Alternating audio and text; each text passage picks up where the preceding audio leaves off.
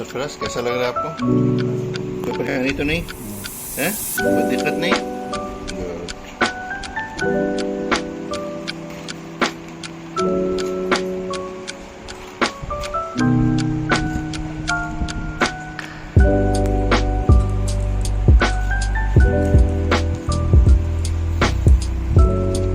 Oxygen तो अच्छी निकल रही है।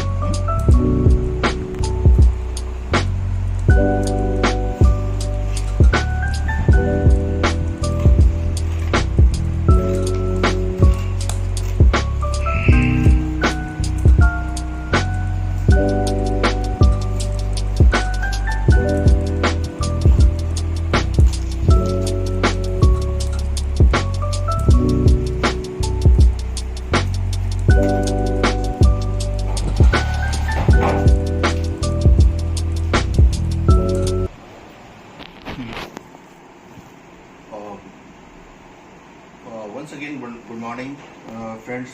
I am Dr. Tariq, and today my team is doing hijama. Just I'm instructing only. My team is practically using all the attire like mask and gloves and etc. But just what I want to tell, that's important. ये mister Sarfaraz हैं और इनका ये problem है कि ये वाले area में इनको पेन होता है। ये एरिया जिसको थोरैकिक वर्टिब्रा कहते हैं, इस एरिया में इनको पेन होता है। क्योंकि हमारा बॉडी जो है ये एरिया सर्वाइकल का है, ठीक है। ये एरिया जो है लंबराइजेशन या लंबर वर्टिब्रा कहलाता है, और ये एरिया जो है ना थोरैकिक वर्टिब्रा है। तो ये यहाँ पे इनको जो प्रॉब्लम है, बिकॉज ये यहाँ पे जो स्पाइन है या वर्टिब्रा है वो कर्व है, इसलिए इनको ये प्रॉब्लम होता है। इसलिए आपने इससे आप वीडियो में देखा होगा कि मैंने जब इनको इनका फीट जो है पैर जो है वो मैंने मिलाने की कोशिश की तो वो करीब 1 इंच डिफरेंट है। तो बॉडी, इसको कहते हैं बॉडी डी अलाइंड है, और इस डी अलाइंड होने की वजह कर एक तो इनको ये इस पोर्शन में पेन होता है, राइट। दूसरा इनके पेट के भी प्रॉब्लम्स होते हैं, वीकनेस फील होता है। तो आज जो मैं हिजामा कर रहा हूँ, इनका हमारी टीम कर रही है, एक्चुअली मेरी टीम जो कर रही है हिजामा वो इनके लंबराइजेशन के लिए कर रही है, L4 L5 के लिए, और जो दूसरा कर रही है वो थोरैकिक वर्टिब्रा जो डी अलाइंड है, इसको सही कर रही है। और हम लोग देखेंगे कि इसके बाद इनका पूरा बॉडी अलाइंड होगा, वो मैं आपको दिखाऊंगा। This the magic of hijama therapy, कि कोई जो कैरियोपैथी करने की ज़रूरत नहीं है, ये कब थेरेपी इनफ होता है बॉडी को अलाइन करने के लिए। तो हम लोग देखेंगे, और बाय द वे इससे पूछते भी हैं आपको कोई तकलीफ़ तो नहीं लग रही है? नहीं। हाँ नहीं। और अभी ये देख रहे हैं कि आप इनको ब्लड लूजिंग भी अच्छा खासा हो रहा है। ये ब्लड एक्चुअली ये टॉक्सिन है। हमेशा एक बात याद रखना है कि थेरेपी का कभी पर्पस ब्लड निकालना नहीं होता है, बल्कि वेट कपिंग थेरेपी का पर्पस होता है टॉक्सिन्स को बाहर निकालना। इसलिए स्किन के जो ना 3 लेयर होते हैं, एपिडर्मिस, डर्मिस और हाइपोडर्मिस। यानी अपर लेयर जो होता है वो एपिडर्मिस होता है, और टॉक्सिन वहीं पे जाके एक्यूमुलेट होता है। अगर हमने डीप कट किया और पेशेंट को तकलीफ हुआ तो फ्रेश ब्लड आएगा और हमारा पर्पस पूरा नहीं होगा। तो इससे जो जिनका हिजामा किया जाएगा उनको भी पेन होगा बाद में। बट इम्पॉर्टेंट क्वेश्चन है कि ना हिजामा के दौरान, in between hijama, patient should feel relaxed, and after hijama patient should feel very fresh। तो ये है। दूसरी बात मैं कहना चाहूँगा, जितने भी प्रैक्टिशनर हैं ये सारे कप जो होते हैं वो प्लास्टिक के होते हैं, तो ये स्टरलाइज नहीं होते हैं। तो प्लीज़ जितने भी कप हैं, ये पंप हैं, जितने ब्लेड्स हैं, ये सारे वन टाइम यूज़ ऑनली। तो मैं जो पेशेंट होते हैं उनको भी अवेयर कराना चाहता हूँ, कहीं से भी अगर आपने हिजामा करवाना है तो सबसे पहले तो आपने ये एकदम फ्रेश लेना है, नया लेना है, नया सेट यूज़ करना है, और यूज़ करने के बाद इसको थ्रो कर देना है, फेंक देना है। कभी रीयूज़ नहीं करना, ना तो सक्शन पंप और न ही सक्शन कप्स, ठीक है। यहाँ पे इससे नेगेटिव प्रेशर आ रहा है, थोड़ा लाइट इंसिजन किया गया, बट देख ले टॉक्सिन अच्छा जम रहा है, आ रहा है, तो दैट्स गुड साइन ऑफ हिजामा। I think after that patient will feel a lot of relief. यहाँ पे इनके ये एरिया को भी मैंने लिया क्योंकि इनके पैर में दर्द होता है चलने पे, तो यहाँ पे ब्लड के सर्कुलेशन को प्रॉपर करना, क्योंकि जो पूरा बॉडी होता है वो 3 पार्ट में होता है, हेड है, ट्रंक है और वेस्ट है, और इस सारे की जंक्शंस में बहुत सारे वेन्स होते हैं।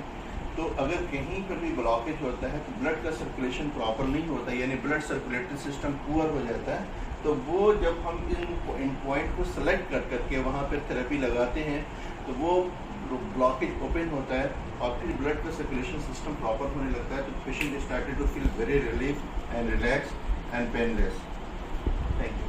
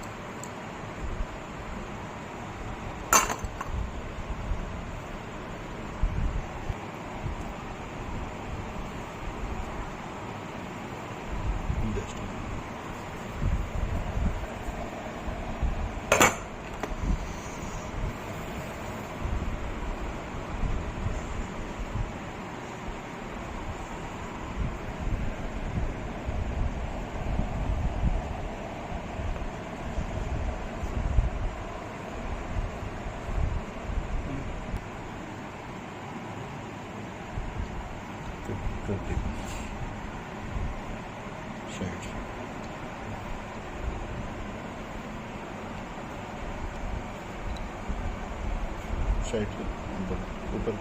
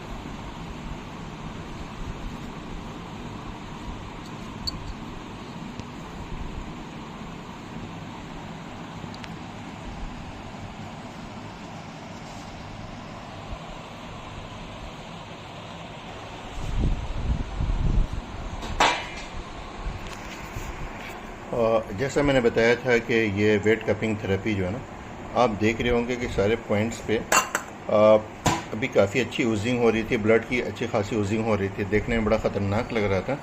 लेकिन क्या होता है कि जितने टॉक्सिन होंगे वो खुद निकलेंगे, हमने कोई डिलिबरेटली वहाँ पे उनको ब्लड को निकालना पर्पस नहीं, जैसा मैंने कहा था। तो ये आप देखा आपने कि ये मैंने जब वाइप किया गया, जो हमारी टीम ने जिसको वाइप किया सारे कप्स को रिमूव करके, तो ऑटोमेटिकली सारा जो है ना ब्लड कहीं पे नहीं दिख रहा है, एकदम प्लेन बॉडी है।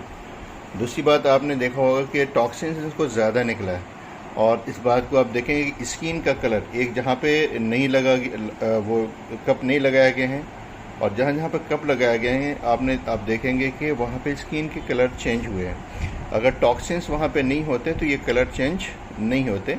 इसका मतलब है कि अच्छा हुआ है, लेकिन इनको और भी सेशन की ज़रूरत है। पूरा टॉक्सिन्स अभी आया नहीं है, नेक्स्ट टाइम में आई थिंक कि और ज़्यादा ओजिंग होगा। यहाँ पे हम लोगों ने इस पॉइंट को लिया है, इनका सर्वाइकल का लिया है, थोरेकिक वर्टिब्रा का लिया है, और ये जो है वो लंबराइजेशन का लिया है, यानी L4 L5 L6 लिया है। और फिर इनके जो है ना पैर में थोड़े प्रॉब्लम थे, तो हम लोगों ने पैर के पीछे वाले हिस्से में लिया, क्योंकि यहाँ पे जो वेंस काफ़ी वेंस होते हैं, और यहाँ पे ब्लड का सर्कुलेशन पुअर होने की वजह से पैर में भी तकलीफ़ शुरू हो जाती है, इसलिए इस पॉइंट को भी हम लोगों ने क्लियर किया है।